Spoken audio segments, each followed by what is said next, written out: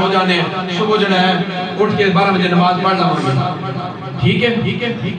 अमूमन शहरी दे टाइम जो है बड़ी मुश्किल नाल सुबह की नमाज पढ़ी जाती है, फिर रात को जो है ईशा के वक्त बंदा थका हार होता है, अफ्तारी के बाद दिल करता यार हम जरा लेट जाइए, सो जाइए, बड़ा मुश्किल होता है ईशा की नमाज अदा करना, तो बंदा कहे छड्डो यार ईशा दी नहीं पढ़ते, ऐसा हो सकता है? नहीं, अपनी मर्जी नाल असी जेड़ा है